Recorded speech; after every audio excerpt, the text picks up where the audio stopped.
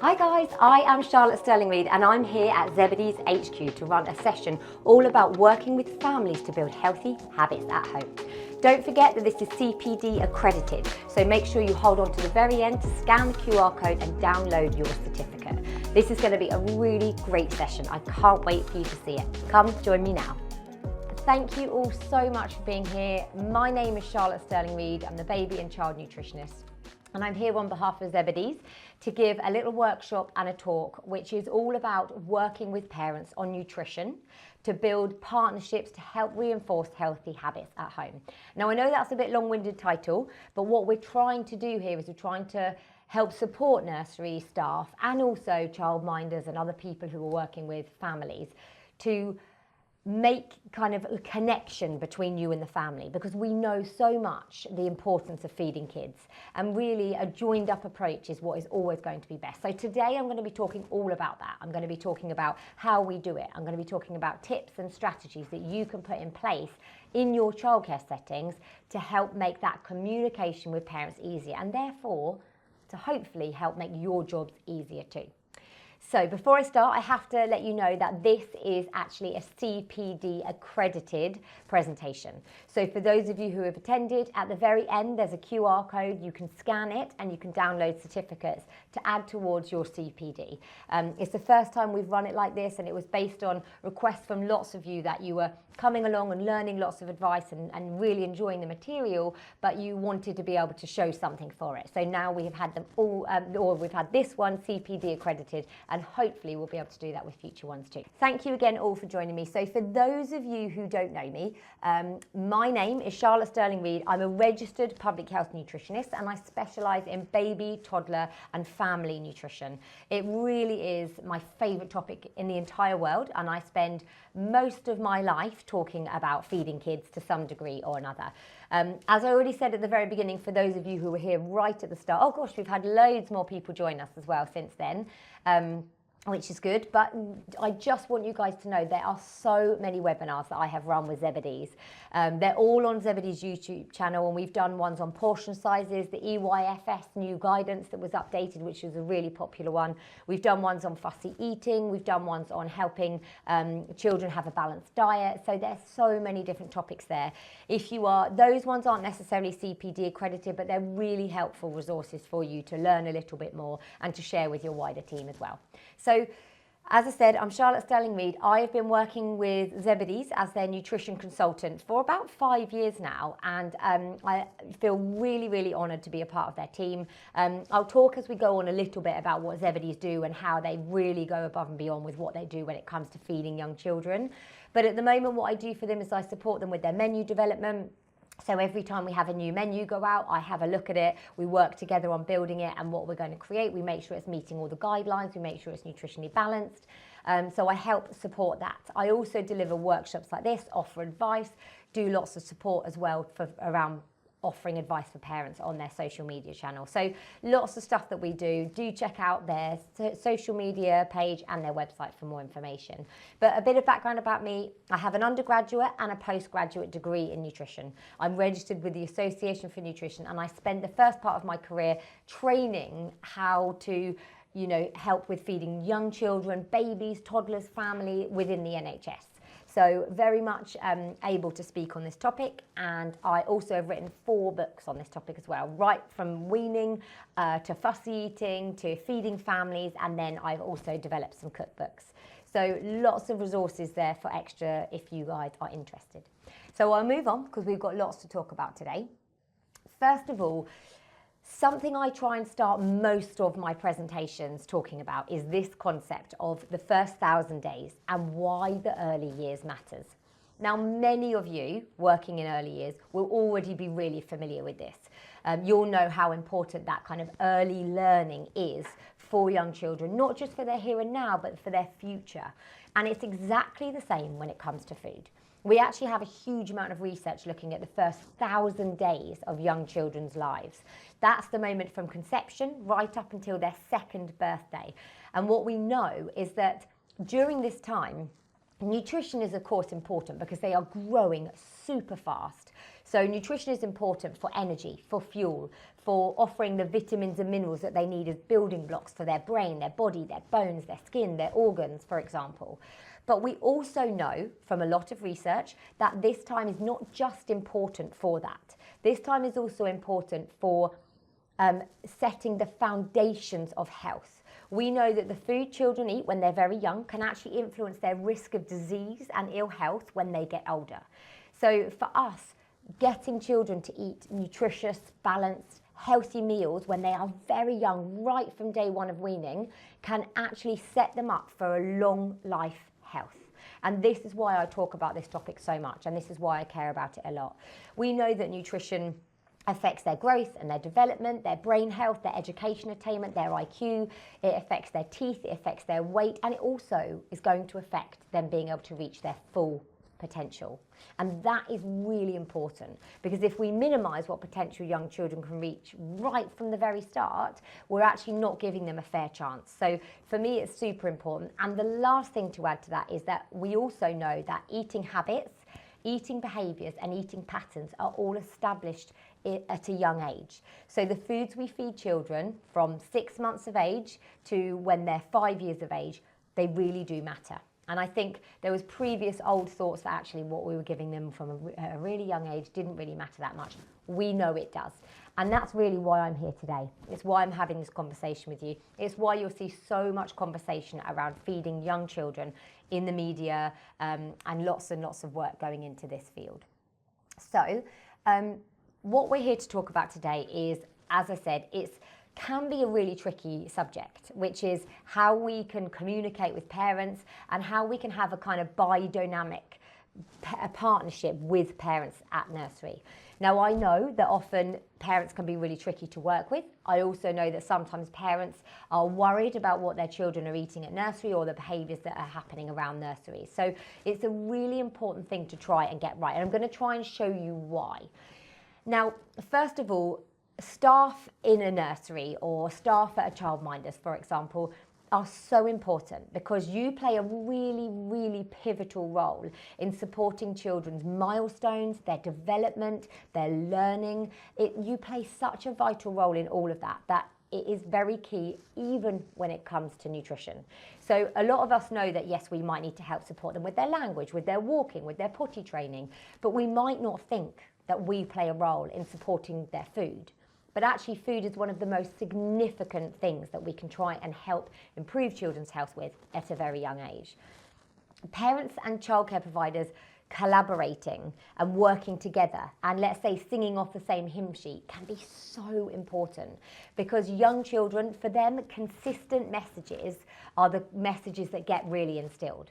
So if at home, parents are trying X, Y, and Z, and then at nursery it's completely the opposite, it's going to be really conflicting for young children, especially those children who are in nursery or who are at childminders for a large amount of time. So it's so key that we try and have consistent messages. We work together. We form a partnership with parents so that actually whatever positive, beneficial changes we're making at nursery, we can try and encourage parents to do that at home. Now, I know it's not always that easy. I know you're always going to get some parents who aren't interested, or maybe you'll get parents who are over interested. There's always going to be tricky situations, and I'm going to try and help show how we can still work with those parents. But as I said, consistency is super important, and staff and childcare providers are so significant in supporting families. So from my experience of having young children, there isn't massive amounts in the way of health visitor service or support from GP for young parents, for new parents. Actually, a lot of new parents are going to be looking to the childcare providers for that advice, for the advice on whether their child's speech development is delayed, for their advice on whether their child's reading is good enough or their hand-eye coordination is good enough. They're going to be coming to you for that information. So for childcare providers, it's so important that you'll also be able to play a role in supporting their development and their patterns of eating and their learning around food too. As I've already said, children's eating habits are shaped really early on. So if young children are in nurseries from a young age, we are quite literally helping them to set up eating behaviours and patterns of eating. So it is definitely a responsibility, especially children who are at nursery, who are having maybe 2 or 3 meals a day at nursery. We have a huge responsibility to try and help get that right. And also, the other thing to add here is that parents are key influencers, as are you as staff, as childcare staff. Parents are key influencers for children's eating habits. They can help make your life at nursery actually easier by getting on board, by helping listening to the messages that you're saying, by maybe making changes at home that can actually have a knock-on effect to how that those little ones maybe eat at nursery. You know, so many of you, I'm sure, will deal with struggles around feeding young kids, fussy eating, food refusal, children being picky about certain foods, maybe mealtime behaviours like not sitting down at the table, maybe throwing food, or behaviours that you don't want to see. And again, if we can get parents on board and we can work together, it can make for much smoother meal times for anyone who is working supporting children. So those are all the reasons why it matters and why I recommend that we do this. Now, before I go further, I want to just talk a little bit about the challenges parents face. And I know that many of you will already be completely familiar with this, but I work with parents every day. So the bulk of the work that I do is directly talking to parents, offering tips, advice, support, answering questions. So I am always, so hyper aware of the challenges that families face when it comes to feeding children. And when you speak to some people, and even some family members of mine, they might think, well, it's really easy, isn't it? You just give them this food and they eat that food, and that's how it should be. But we know it isn't that simple. We know it isn't that easy. We know that, for example, lots of parents have time pressures, really busy schedules. If you were to go back 40 years, say, then quite likely there might have been one parent at home who was at home making meals, who was at home preparing the house, who was at home and had a bit more time. We tend to not have that so much anymore. With both parents working, being busy, it's really challenging to get time to prepare meals, to think about nutrition, to have those lovely mealtime occasions together, which really are a bit few and far between these days. So time pressures, busy schedules can be really tricky. Also, conflicting advice and information overload. Now, this is something that probably, say, a couple of years ago, I wouldn't necessarily be talking about. But again, having been a new mum myself and having seen the wealth of information out there on parenting, there is so much advice. There is so much information. And I think we're at the, one time in the whole of our years on the planet that we have information overload, too much advice. And that can be really tricky for parents. You log online and you can see any person, whatever their qualifications, giving advice about what you should feed your kid, what you should feed yourself, what you should do if you're having tummy aches. People will give advice left, right and centre, and it is incredibly overwhelming for parents, especially when they are quite literally handed a baby and have no idea what else to do. So really important that we try and cut through this and make sure we are offering, and again, I'm going to show how, but some really evidence-based supportive advice and information. Also, food insecurity. We know it's a huge problem in the UK. Food prices have risen massively. We have really expensive food on offer, and healthy eating, although there are so many ways to make healthy eating not expensive, actually it can be very expensive if you don't know how to look for foods, how to read labels, which are the best choices. So actually food insecurity and access can actually be a really big challenge too. Also, we haven't even touched on this, but we've done a whole presentation on it, which is picky eating, fussy eating, food refusal. Now, this is actually really common for parents. It's really common for young children between about the ages of 18 months to 3 years of age to go through periods of food refusal. It's when they're seeking independence. It's often when their growth rate has slowed. It's also often when they are trying to have a bit of autonomy. And also it tends to just be a phase of what we call neophobia, which is a fear of anything new or anything unexpected. So it's actually very natural and normal but it adds a real challenge onto those family meal times. Many parents I speak with every single day are tearing their hair out about how to deal with fussy eating and food refusal, because you spend your time making a meal, prepping something, you put it down in front of your child and they say they don't want it. And it is such a battleground. So, you know, many parents are maybe short on time, trying really hard, seeing conflicting advice everywhere and not knowing where to turn. Maybe they're a little bit stretched. Maybe their children are really refusing food at meal times. All of this added together really can make meal times challenging for parents. So I think it's really key that we take all this into account when we are thinking about how we can collaborate and work with those parents. And especially for a lot of the parents that you will be seeing, especially for a lot of the parents that you will be seeing, they probably are parents who are at work, who are having to put their children into childcare because they need it, because they're working, which means they're probably really tired, which probably they're not sleeping and they're overworked and they're overstressed. So it's really important to try and think about that. And I know that you guys here will probably already know that, but it's just worthwhile being really super aware of that. So, how do we start building partnerships with parents to try and get on board and be singing from the same page and be helping to make both their life easier at home and your life around mealtimes easier at nursery too? Well, I promise you there are ways to do this. So first of all, and this is absolutely key, we need to have communication with them. We need to be open to, I like to call it bi-directional communication. That means they communicate into us and we communicate back to them. It's really important that there is open space. I'm going to talk about this a little bit later, but I also recommend having somebody, whether that be someone on the door at nursery, whether that be someone who's designated to be the person in your nursery setting who deals with food and nutrition and food policy. Maybe they can be the person who goes on these talks or these courses, or who learns a little bit more about it, but somebody designated to talking to parents about food. So we're always saying the door is open. You can come and chat to us. I think it's really important to have that. The other thing, and I don't think childcare settings necessarily utilise this enough, which is use the application form. So the application form, when people try and apply for your nursery, use that to try and find out a little bit more information, or to try and impart information about what you currently have and what your setting is about when it comes to food. I've written here, have a really strong food policy. And in my experience, nurseries often don't utilise this as a resource.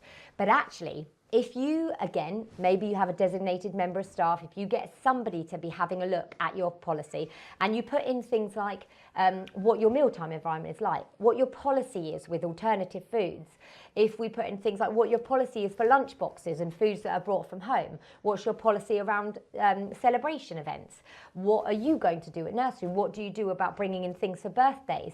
If you can pop all of that into a food policy in detail, especially explaining things like, what does the mealtime environment look like? How do the kids get involved in nutrition? Are you running sessions? Do you talk about food? Do you get them involved at mealtimes? If you can somehow bring all of this into a policy where once a parent signs up, maybe they have some information on the application form, you get some information from them on the application form, and then you have this really detailed food policy, it actually takes the pressure off you guys as staff. Now, number one, all of your staff can be made really aware of this food policy, so they know this is how we roll, and that helps with that consistency thing within your nursery. But also, whenever a parent joins, you can get them to have the food policy. Maybe you get them to sign it, they take a look at it, and that is where you can always refer to. If they're complaining about their child not eating something or something on the menu, or if they're complaining about their child coming home hungry, or if they've put something in the lunchbox and it's not part of your guidance, you can have a really clear step-by-step guide. These are the foods that we allow in lunchboxes. We follow this guideline. If your child does bring in food that isn't allowed in our setting, we will package it back up and put it into the box with you, and they'll take that back home. That's clear. It's stated. It means that even if someone comes to you and complains, you can say, I'm so sorry, that's our policy. And it takes the pressure off you or any other members of staff. So just as an example, if someone pops ice gems into their child's lunchbox. You could say, well, actually, if you look in our policy, it's too high in sugar, it's a choking hazard, it's not fair on the other children. So what we've done is we've picked that up and we've popped that back into their lunchbox for them to take home. I hope that makes sense. And honestly, if you guys take nothing else away from this session, I would definitely say think about creating that strong food policy and having someone who is in charge of it. Also, resources around pickup. I'm always surprised by nurseries that don't utilise the space outside of nursery or in an area where parents are likely to drop children off and see. At my old nursery, we used to have to queue up outside the door, so having signs, pictures, timetables, menus all over the wall could be really, really helpful. And the other thing that I would add to that is at Zebedees, we actually have created a little fussy eating guide with a few tips on it. It's done in big intentionally so that parents can spot it from a mile away, and it might just give them a couple of tips to take through with them. And there's a little QR code on the bottom so that you can actually get parents to scan it and go for more information. Again, it takes the pressure off you as staff. You're not expected to be nutritionists. You are, nursery providers, you support children and parents, but you're not expected to be nutritionists. And again, it takes that pressure off you. If you're interested in one of these posters and you want to use them at your nursery, I would hugely recommend it. So get in touch with Zebedees and we can make sure we send that to you. But any resources around things like dairy-free, what your policy, you could have your food policy up there for people to read. Also, the other thing you can do is ask for feedback. So plenty of parents will be having questions. It's so important that maybe you regularly send out some kind of feedback, regularly sending out feedback to parents asking parents for feedback. It's actually one of the things that I'm really proud that Zebedees does. Every time they send out a new menu and that menu's gone on for a little while, they ask for feedback from their nursery settings. And the nursery settings will then come back to them and say, actually, the children really loved this dish. They weren't as keen on this. Could we have this dish slightly differently? And do you know what? Zebedees take all of that into account. They respond, they adapt, they change their menus as a result. If parents see you doing that, adapting, changing, taking their feedback into account, they're so more likely to be receptive and collaborative. And again, collaborative parents will definitely make your lives easier. So also, you can explain the nutrition policy to them, so you can have conversations about what's in it and why, and explain how maybe they can utilise some of those things at home. And I've got a whole slide on that later, so I won't go into too much. But also, share the wins and the successes and the improvements that you see of their little ones. If their little one had never tried broccoli before, and then all of a sudden they sat on a table next to broccoli and they tolerated it being next to them, that's a small win, but that is a significant win. Try and share those with parents. And you can share some of the things that you're doing and that you're finding that are working, because if you share the successes with them, they share the successes with you. Together, again, that's a really positive place to be in, because you can use the resources that they're using to try and help make improvements.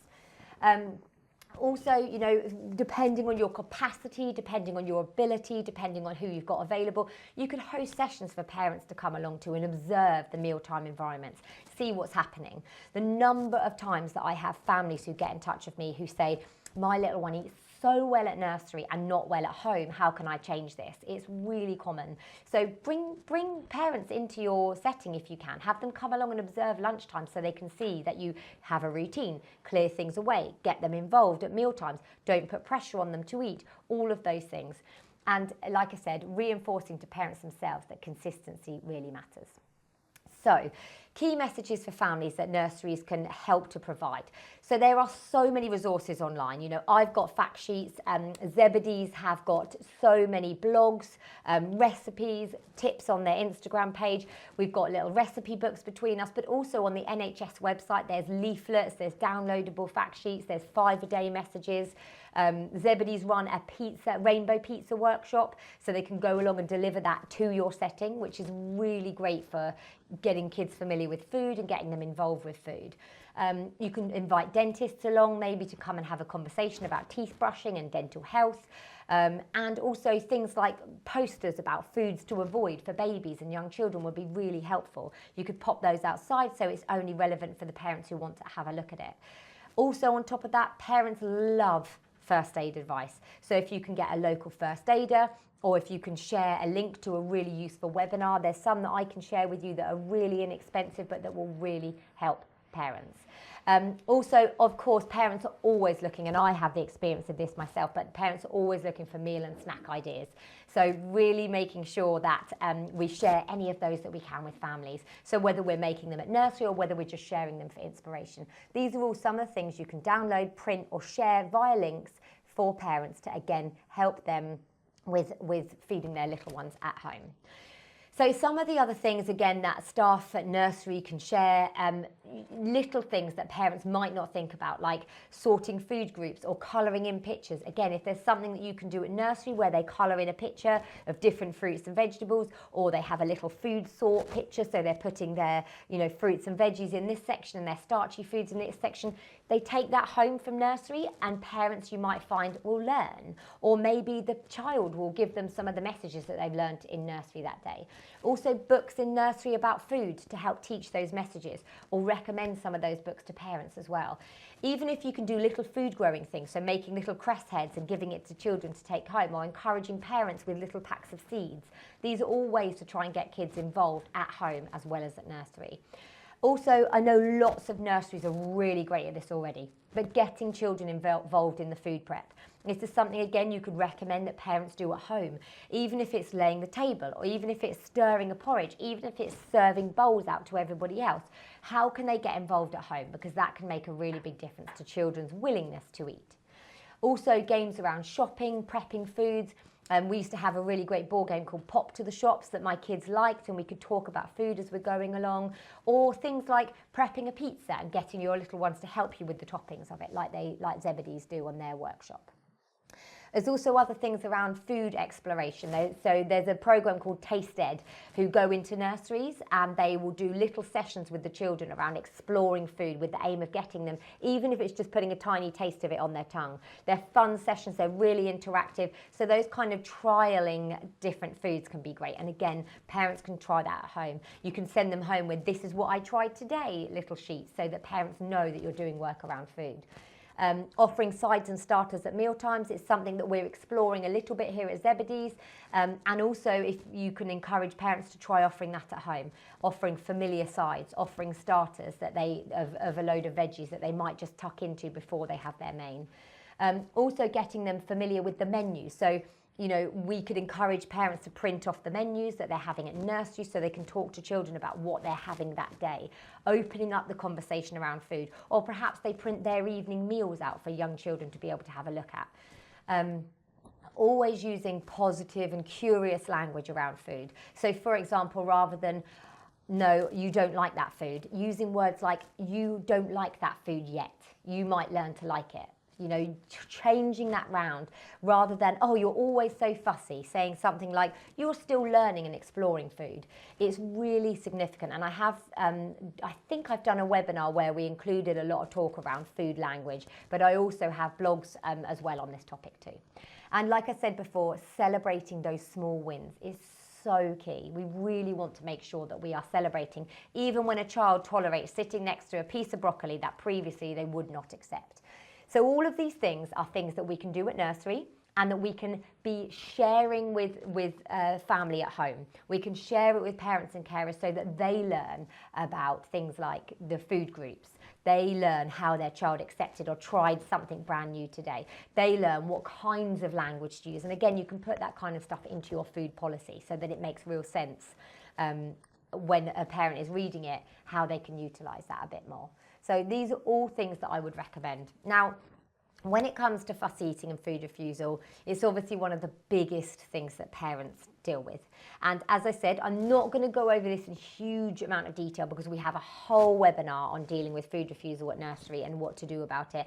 I know it's something that you will struggle with potentially as childcare providers. If you have children who don't eat the food and they're with you all day, that can be really tricky.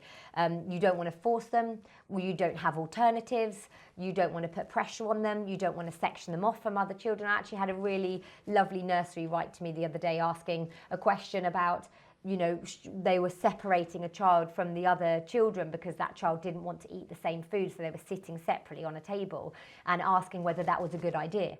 and, you know, definitely try and get all children together. Pop eaters who are a bit fussy with those who aren't fussy at all. So lots of things you can do at nursery. But when it comes to giving that information for parents, we can talk about, and, you know, I talk a lot to the parents I work with about how nurseries play such a great role in this. It's one of the reasons why children do tend to eat better at nursery.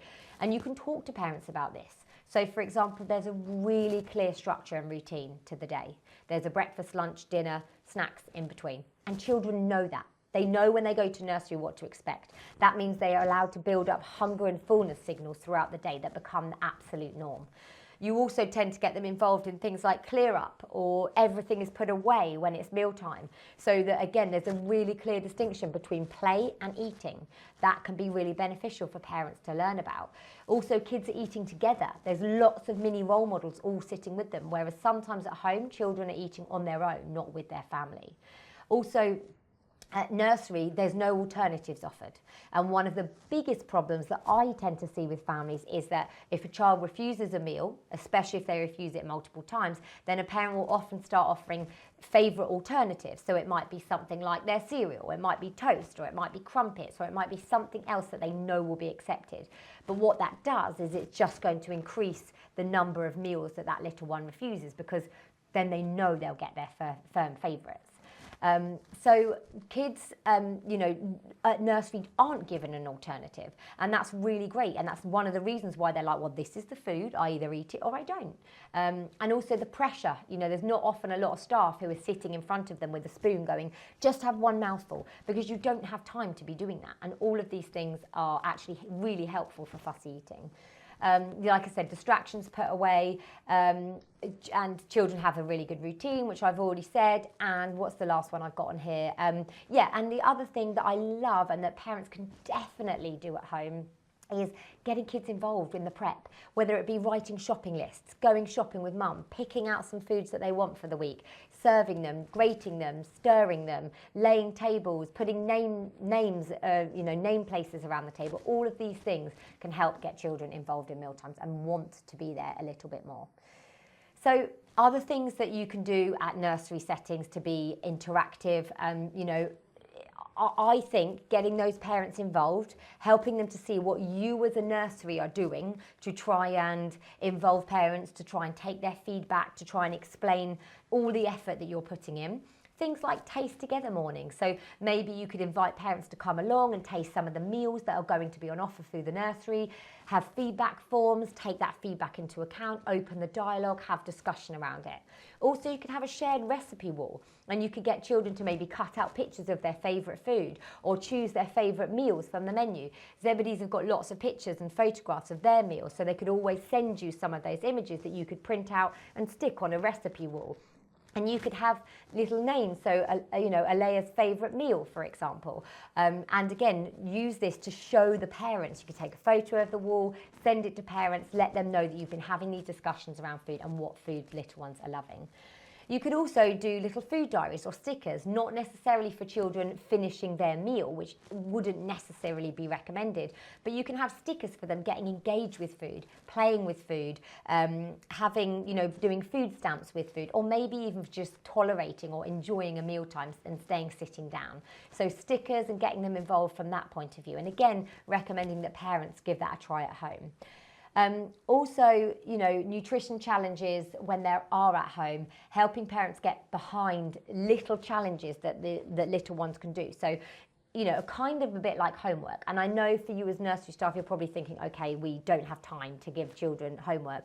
But even just tiny little statements that you maybe send out in a newsletter or pop on the door at the end of school. Can you ask your child to write down 2 different fruits and veg they spot today? Could you write down the fruits and veggies your little one has this week, and they'll bring it in next week and share it? Or what was the other option I put on there? Oh yeah, give water a taste and get your little one to write down all of the feelings that they have in their mouth when they taste that water. All of these things are really interactive with food. They're bringing these ideas home to parents, and they're trying to get that communication between parents and the nursery setting or childcare setting really intertwined. Obviously, lots of parents might not do it, but it will be great to see those children who do come back and who have done that and they have written down their little tips, and it just gets them all involved. And of course, things like themed food weeks. So around Easter time, you can do Easter recipes, you can do taste tests, you can have recipes that you send out to parents. You could make little mini hot cross buns in nursery and then send the recipe back home for them to try at home. Anything where you're encouraging the children to take these messages home to their family, to show them how they're engaged and enjoying food, will make a big difference. Okay, so I've already mentioned some of this, and I know that a lot of you might be sitting there thinking, this is all well and good, but actually communicating with parents is really challenging. And I know that can be the case. You can obviously only, support those families who really want to be supported, but there are so many subtle ways that you can share these messages. I've talked about a lot of them. Sometimes it's just about, an email, newsletter that goes out with a link in it. Sometimes it might be having a quick conversation on the way home. Sometimes it's about a resource that's pinned on your wall that parents can look at. So materials to take the pressure off your staff. Now, starting with something like that food policy can be really critical. Trying to get parents to have a read of it before they join and encouraging them to do so can really help. But also things like activity sheets and, like I say, little sticker charts that they can use at home. Also really key is this. I've said about consistency between what's happening at home and what's happening at nursery, because that can help with both sides. But also trying to be consistent within the nursery. So we're very aware that lots of different, nursery staff might handle things in different way, and we all have our own opinions on how maybe we do raise kids or get kids to eat food. And, we see this with parents and grandparents, but we do also see this with childcare as well. But trying to have that consistency within staff. So, for example, those ice gems that come in the lunchbox, how do we handle that? Well, if as a nursery setting we have a food policy that stipulates how we handle that, then actually, ideally, any staff will have read and interpreted and understood that food policy, so they hopefully should be following the same rules. The consistency with staff will really matter. If a parent speaks to one member of staff and gets a completely different story to speaking to another staff, it can be really conflicting, and it can lead to parents not really trusting or believing what we're saying within the nursery setting. So the consistency amongst staff is really key here. Also using visuals, so like I've already talked about cutting out meals, maybe building balanced plates and getting children to cut out little pictures of food without any food shaming, but using visuals, using praise, and keeping our language around food positive. Even when we're talking to parents, trying not to shame children. Oh, your little one doesn't eat anything, and Sammy eats lots. Trying not to make parents feel negative about what's happening, and trying to keep it positive as actually they did do this, which was really great, and keeping it on that positive note to keep those parents on side. Also following up on conversations, being open for them. And I know I've already talked about this, but whether it be maybe you have a time slot once a month where there's half an hour where parents can come and ask questions to the food policy writer about their meal times. Having open door policy where parents feel like they can come in and have those conversations will be really great, and not just a really quick snippet at pickup, but is there something more that we can do? Be open for having those communications. It really is key. Now, the last thing you could also do is highlight that everything that you're doing is meeting the Early Years Foundation service guidelines, the new guidelines on the food that should be on offer at nurseries, the food that should be on offer when parents send it in at a nursery setting. Communicate these guidelines if you want. Again, we did a whole webinar on that. So even if it's a case of you send the link to our webinar to explain to parents what the guidance is and what it says.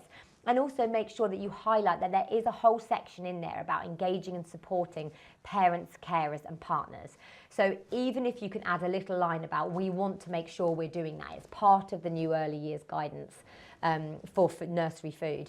So, we're doing this now from this point. And it might be, as I said, newsletters, social media pages, links that you send via email. It might be via conversations. It might be via events that you run. So many different ways to communicate. Or you might, again, just have a little feedback question outside your nursery. So these are some ways that you communicate effectively without it having this really kind of dramatic effect, or without causing trouble, without suggesting parents aren't doing enough, because this isn't about that. It's about communicating a consistent message so that children are getting the same advice and the same support from home and nursery staff. So I hope that kind of makes sense. So just to kind of summarise everything I've talked about today, and then I'll go on to answer any questions that you guys have. Really happy to try and answer them. I can't answer anything specific about Zebedees necessarily, but I'll try my best. And I'm sure there might be people in the comments who can help answer that, or you can always email in. So just to kind of sum up what we've talked about, I truly believe that the staff in childcare, in nurseries and other childminder settings have a really unique opportunity to support these young children. When you think about how many children are in nursery, it's one of the reasons that I work with Zebedees, is because I know we are being able to impact the diet of young children, sometimes 3 meals a day, 5 days a week. And that for me is so significant. If we know children are having a healthy, hot, balanced meal in as many meals as they can during the week, it's really wonderful for me to think about that. But actually, those of you who are working in childcare every day, you are quite literally raising the next generation of children. It's such an important role, and food is a really significant part of that, and hopefully I've got that across. Every interaction with a parent is an opportunity to share a message, to support, to offer empathy and an ear, for example. And like I said, it doesn't mean that we all have all the answers. You're not nutritionists, but maybe if you've got really nice boundaries around your food policy, and you can signpost to the kind of resources that we're running here for Zebedees, for example. Also, just remember, you're shaping lifelong behaviours. You're shaping the eating behaviour and eating pattern and habits that children are developing from such a young age. And that is quite literally going to have an impact on their risk of being overweight, or their risk of having diabetes, or their risk of having to have their teeth extracted as they get older. It's quite literally laying the foundations of those children's future health. And also, at the same time as doing that, you are making life easier for yourself. If you can help children to eat well, make those mealtimes go smoothly, you are quite literally making your own future work easier, especially if we're having that communication with parents. Now, I've already banged on about it so much, but communication and consistent approaches are really key to helping shape children's eating behaviours and help improve young children's diets and their eating. So I really hope you found that helpful, guys. I love talking about this topic, and like I've already said a few times, we have so many resources between myself and Zebedees. We have so much. We have, fact sheets, we have courses, we have books, we have blogs, we have recipes, we have social media pages, and we have all the webinars that we have been doing as well. So there is so much for you to delve into. My advice would definitely be to try and sign up one person in your nursery as being the kind of nutrition lead. They can soak up the information, they can help you write some bits in the application form, they can help you with the food policy, they can pop some nutritional information outside of your setting. All of that kind of stuff could be designated to one person, and that might help make a really big difference. Anyway, thank you so much for being here. You guys need to now give this a scan. I'm sure lots of you are here waiting for this.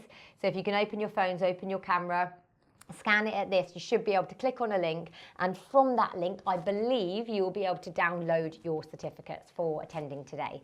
So again, it's CPD accredited. We're really excited to be doing that for the first time today. And yeah, I really hope you found it helpful and informative, and obviously it's even more beneficial now that it counts towards your CPD. So thank you so much for being here. Normally, I now join with a member of Zebedees' team and we answer questions, but because this was such a specific chat about this kind of communication, we felt that I'd probably be able to handle it myself. If there are any Zebedees questions, if I said, you can always email them in. They're so great at their communications at Zebedees. They will always respond, really great customer service. I'm sure those of you who are Zebedees members will already know that. So, got some questions coming through. We have 2 snacks today. Is sweet corn, rice cake and fruit okay for the nutritional side? Okay, so 2 snacks a day is fine. Sounds really good. Great to have that routine and great to have that balance. So when you say, so a sweet corn rice cake. I think that means like a rice cake which is made with sweet corn as well. Is that right? That's fine. You know, it's offering some balance, but the most key thing here is to try and vary the snacks that are on offer. If children are being given rice cake with a piece of fruit every single day, it's probably not quite going to cut it, because it's not got protein, it's not got iron, you've not got, you know, necessarily a lot of calories in that either, and children need all of these things. So the key is balance. If on one occasion rice cake and a piece of fruit is what is given, that is great. To make it a bit more nutrient dense, I would personally recommend, what can you top that rice cake with? You can get these no nuts nut butters you could try, or maybe a little spread of Marmite, or something like a little dip of yogurt and hummus. But if there's something else that you can add to it to add a bit of nutrition, that would be great. But as long as you are varying the snacks you're offering, then that could count towards your one of your snacks. Are there still plans to remove puddings from the menus in early years? So that's a really good question. They're actually not planning on removing puddings necessarily. What we're trying to do as part of the early years foundation stage guidance is to move away from this idea of having to have a main meal and a sweet pudding afterwards. So what we are trying to do is we're trying to encourage more variety. So it might be that some of those settings can have, for example, maybe it's a starter, maybe they have an extra side, or maybe they have a second course that is savoury as well as some still being sweet. Now, there's nothing wrong with having fruit or yogurt, but again, we want to be encouraging young children to be having a variety and not thinking of the second course as this sweet treat that it has to be. You know, currently a lot of the previous guidelines, and what a lot of nurseries often do, is they do offer this main meal and then it's a sweet food afterwards. Now, it's obviously really tricky because children are very used to this, but we are trying to encourage, as I said, sides, starters and second courses, so that it isn't this idea of having a really sweet pudding, or, you know, chocolate pudding, chocolate sauce, or jam roly-poly as your second course, because we just know children don't need that. They don't need the level of sugar, they don't need the level of calories that are coming in those second courses, and we're just trying to move away from this idea that children have to have a sweet food after every single meal, and encouraging that variety. Sorry, I've probably gone on about that. I did talk about that quite a lot when I did my last webinar on the early years guidance. So is this okay even along the Zebedees meals as well? Oh, I see what you're saying. So yes, yeah, absolutely. I mean, Zebedees are very, very good at balancing their meals. So their meals are all made to very specific criteria. They follow the EYFS guidance to a T, and they do offer some snacks as well. So if you want to, you can also get snacks from Zebedees. But actually, they have really balanced meals. So yes, the meals will still probably be balanced out throughout the day. But as I said, I would still make sure that when you're offering a rice cake and a strawberry, for example, it's not what's on offer every single day. We have a 4-year-old with food refusal. Mum sends in a sandwich, so he's offered that as well as the hot meal. He always eats the sandwich and has recently tried the mashed potato. Should we not offer the sandwich? It's really tricky, because it's a conversation for you to have with the parent, which is quite tricky. But what would you do if every single parent said, oh, but I want to give this? I want my child to have Weetabix. I want my child to have toast. I want my child to have a toasty. I want my child to have spaghetti bolognese that I've made that you've got to heat up. It becomes a bit of a spiral. So a lot of nurseries that I work with do have a policy of they don't allow that alternative, that substitute. And I think it's really tricky. But this is where we need to communicate with the parent, have a conversation with the parent, bring them in and talk about why is it that they're only having a sandwich? Can we help work on this at nursery and at home together? Because realistically, like I say, if another child says, oh, that's not fair, they're having a sandwich, they might want a sandwich, and then they might start refusing their meal, and then you have a bit of a knock-on effect. It's so fantastic that they've started to eat the mashed potato, but realistically, we shouldn't be offering alternatives at meal times, because it isn't helpful in the long run.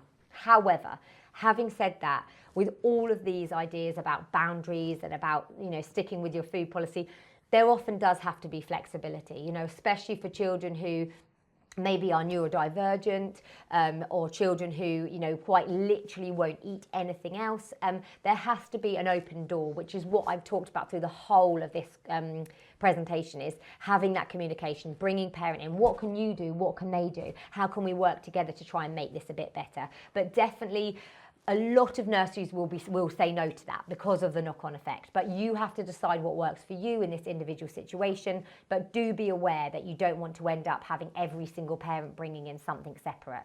Because actually, and I don't know what your policy is around lunch boxes, but again, do you allow lunch boxes? If you are allowing lunch boxes, then could that parent not be bringing a lunch box, and, you know, vice versa. So definitely one to open the conversation. Nutrition guidelines say children under 12 months do not need snacks between meals. Please, can we have your input on this? Yep, exactly right. Under 12 months of age, young children do not need snacks. It's, for whatever reason, it's a bit of a controversial issue, because actually this guidelines have been the same ever since. The NHS always has said under 12 months they don't need it. The reason for this is because as we're moving a baby from a weaning diet onto the diet that is more similar to a 12-month-old or an older toddler, it's a gradual process. We go from 1 meal to 2 meals to 3 meals. They also have their milk intake in between that. And in terms of calories, that is enough to sustain them. They don't need extra snacks. And actually, if they do have extra snacks under 1 year of age, it's more likely to displace milk, which is actually still really significant part of their calories and nutrient intakes under 1 year of age. So snacks are not recommended for 12 months and under. They aren't necessary, they aren't needed. If you want to be providing extras, then I would be saying try and have a meal with a piece of finger food, a soft, appropriate finger food alongside it, which maybe you might have given as a snack later on, but instead just combine it with the meal. Allow the little one to eat to their own appetite. So if they want to eat all of it, they can eat all of it. If they only want to eat some of it, they can only eat some of it. But try and maybe provide whatever would be the snack along with the main meal, rather than providing it as an extra later on, because as I said, it might impact their milk intake, and they just don't need it. Do you have some ideas on snacks we could offer? Yes. So I guess it depends on what's, you know, happening through the week.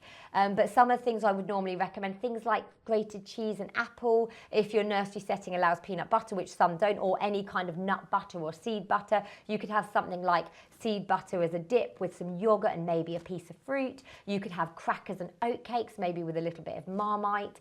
You could have veggie sticks and a hummus dip, making sure they're nice soft veggies as well. These are some really simple ones. You could also have something like half a slice of toast with a little bit of topping. Half a sandwich, for example, would all work as a snack. Depending on what you can do at nursery, small bowls of porridge or half a Weetabix, for example, might work for some children. There are so many snack resources out there, so I've got a whole host of other things that I can absolutely share with you, but that I can't think of off the top of my mind. And if we have any of Zebedees, I'm sure Zebedees has got blogs on snacks as well that they can send. Where can we find the webinar for encouraging children to eat? You've been sent the link now, I believe, which is perfect. Snack ideas would be great. Yeah, always one that parents really want. It's so important to move away from using food pudding as a reward and always say first and second course. We use taste-ed concept. Love it. Taste-ed is brilliant. No one has to taste and no one had to like, and we find this really helps as it takes the pressure off. Well, you've tapped into so many important concepts. So first of all, I completely agree, moving away from the idea of pudding. What often happens is when children get a main course and they know that they're going to have a pudding, which, like I said, might be ice cream and jelly, or it might be roly-poly, jam roly-poly. The children are often likely, because young children have a preference for sweet foods, they're actually born to prefer sweet foods. But in nature, sweet foods tend to be fruit or berries, and you might be having to forage for them, you know, back in the day. So it makes sense for them to like sweet foods because they often come along with lots of energy and lots of nutrients. However, now we have access to so much sweet foods, and children are often weaned onto really sweet foods and then given sweet yogurts and sweet sweets and sweet roly thingies. So actually we're kind of tapping into the fact that children like sweet and actually making that even more pronounced, if I can say. So yes, I totally agree. I do not like the idea of having to offer children a pudding every single day. I think using first and second courses is a really great option.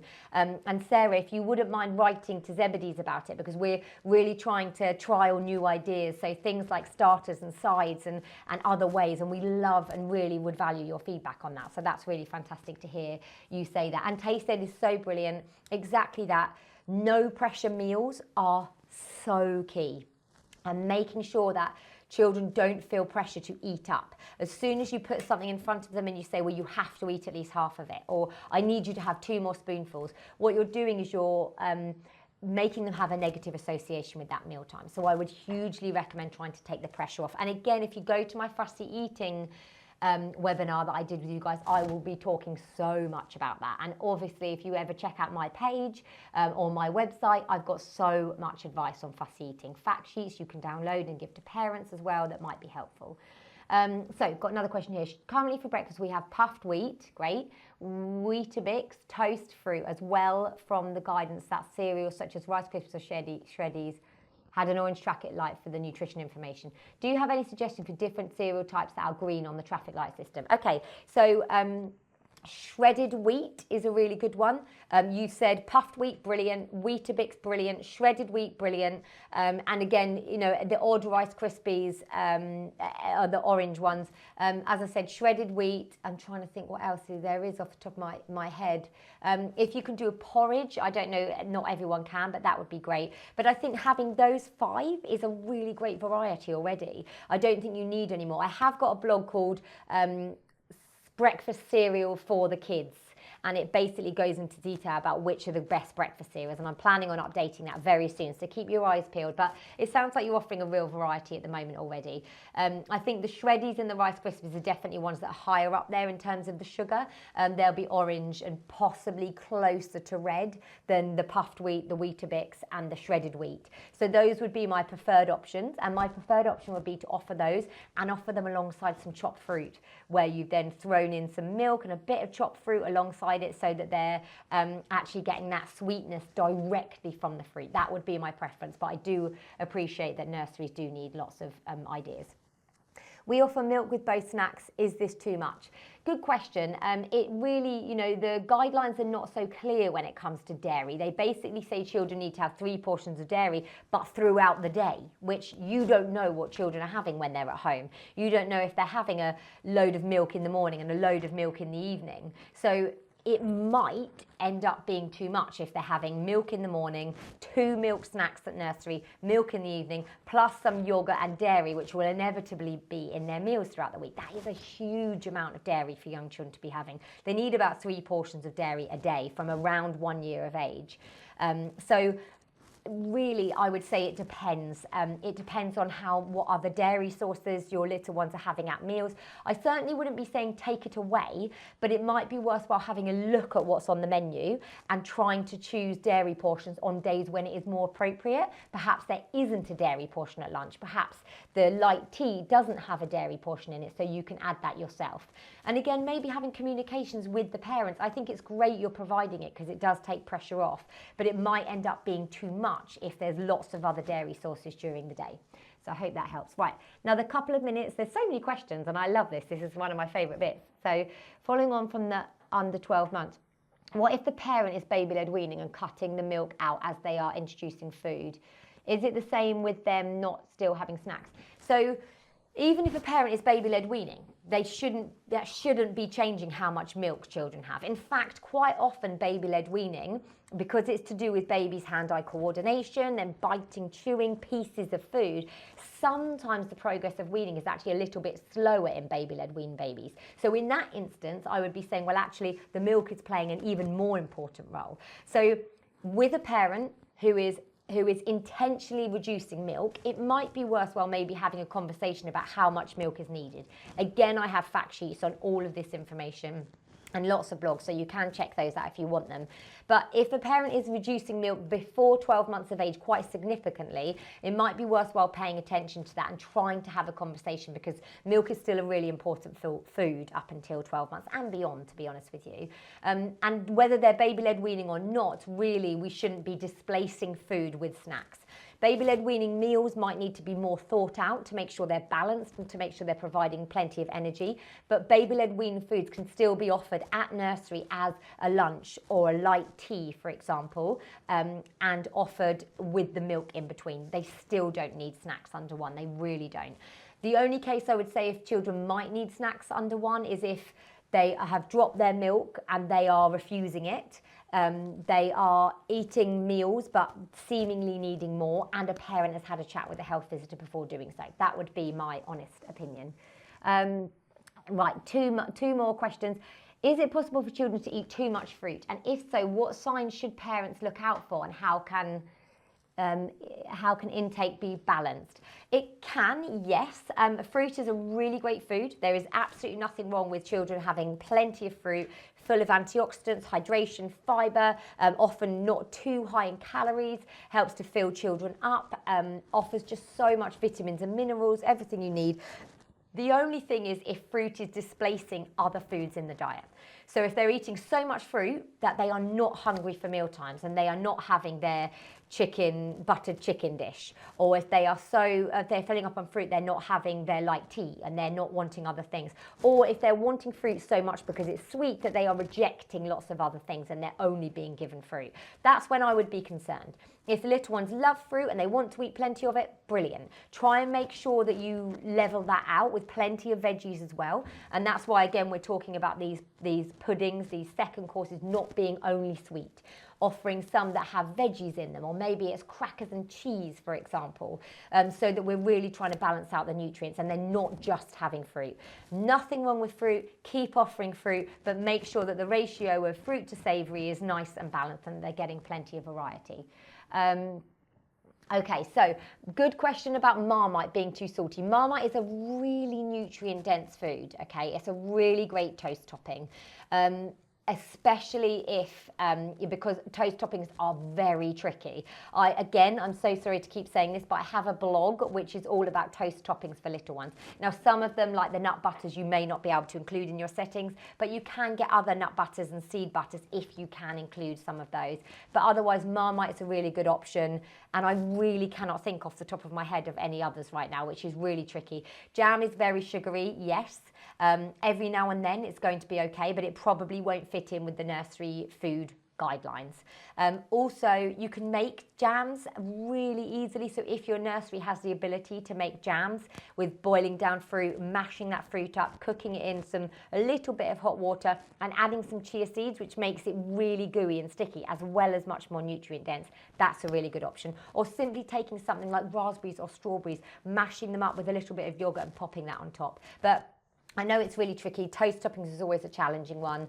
Eggs, really good one as well. If your setting does eggs, and you can have scrambled egg on toast, really great one, really nutrient dense. But as I said, check out my blog on it because my brain has gone completely and I don't have any answers to that one. But anyway, thank you guys so much. Really great questions. Thank you for throwing them all at me because I absolutely love it. I really hope you guys all found that helpful. We'll be back and we'll do another one. If you found this useful, please let me know. Do send in feedback and send in questions to Zebedees HQ. And also, if you have any topics you'd like us to cover that we haven't already done, give us a shout because we'd be so happy to adapt it to what parents are asking for. So yeah, thank you. I know there's a couple of other questions that we got sent in prior, and I'm really sorry I didn't get to those ones. And thank you for all your comments. That always makes me really happy to see. Thank you so much, guys. Thanks for joining in. Hope it was helpful. See you again soon. Good luck with it, and just remember that open communication and get a food policy written. Thanks, guys. See you later. Thank you so much for attending that session on working with parents to build healthy habits at home. I really, really hope you found it interesting. Don't forget that it is CPD accredited. And if you have any questions, send them through to Zebedees HQ. And we will see you at the next one.